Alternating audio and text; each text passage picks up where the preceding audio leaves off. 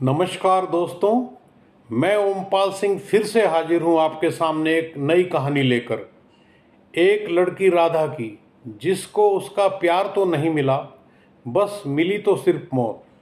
राधा उत्तर प्रदेश के एक छोटे से गांव की रहने वाली थी।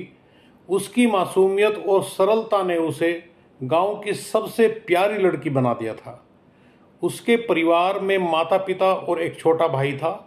राधा ने गांव के प्राथमिक विद्यालय से पढ़ाई की थी और उसके बड़े बड़े सपने थे। वह चाहती थी कि एक दिन अपने परिवार का नाम रोशन करे। मोहन भी उसी गांव में रहता था।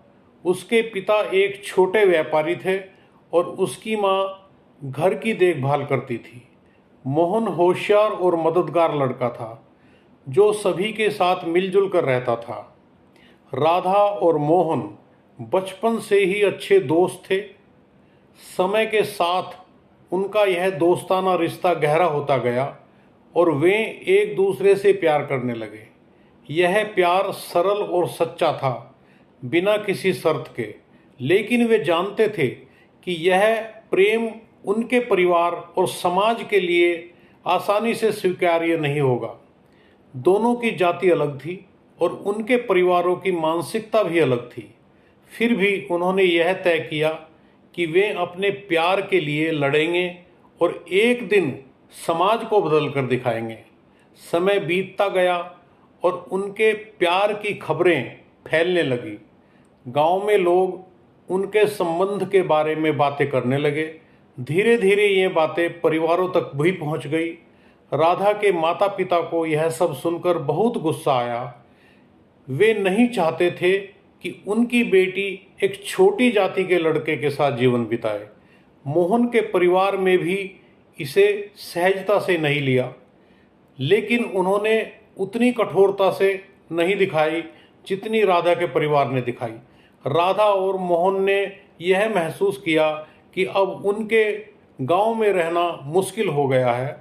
उन्होंने गांव छोड़कर एक नई जिंदगी शुरू करने का फैसला किया। वे अपने सपनों और प्यार को पूरा करने के लिए तैयार थे। एक दिन जब वे मिलकर गांव से भागने की योजना बना रहे थे, तभी कुछ कट्टरपंथियों को उनके संबंध की जानकारी मिल गई। उन्होंने इसे जाति के नाम पर अंतरजातीय प्रेम जिहाद का नाम दिया और इसे समाप्त करने का निर्णय लिया। राधा के माता पिता को जब यह बात पता चली तो उन्होंने उसे घर में कैद कर दिया। मोहन से मिलने पर पूरी तरह से पाबंदी लगा दी गई। मोहन ने राधा से मिलने की हर संभव कोशिश की, लेकिन उसके हर प्रयास को विफल कर दिया गया। एक रात राधा के माता पिता और गांव के कुछ कट्टरपंथियों ने यह तय किया कि वे इस संबंध को हमेशा के लिए ख़त्म कर देंगे। वह रात राधा की जिंदगी की आखिरी रात साबित हुई। उसके माता पिता और उन कट्टरपंथियों ने उसकी हत्या कर दी। राधा का निर्दोष चेहरा और उसकी आंखों में बसे सपने हमेशा के लिए दफन हो गए। मोहन को गांव से बाहर कर दिया गया। उसे धमकी दी गई कि अगर वह वापस आया तो उसे भी मार दिया जाएगा। राधा की हत्या ने पूरे गांव को झकझोर कर रख दिया। उसकी मासूमियत और प्यार का ऐसा अंत किसी ने नहीं सोचा था। मोहन अपने प्यार को खो चुका था और वह जानता था कि समाज की कट्टरता और नफरत ने उसकी जिंदगी को तबाह कर दिया है। वह टूट चुका था, लेकिन उसने यह ठान लिया था कि वह राधा की यादों को जिंदा रखेगा और समाज के इस कट्टरपन के खिलाफ लड़ाई जारी रखेगा।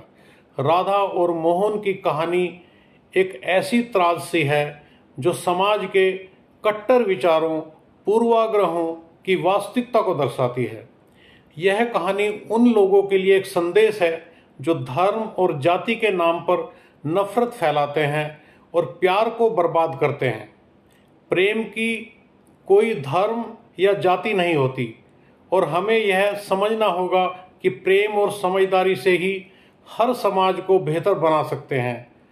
राधा की हत्या एक ऐसा काला अध्याय है जो हमें यह याद दिलाता है कि हमें अपने समाज को प्रेम और सद्भावना से भरना होगा।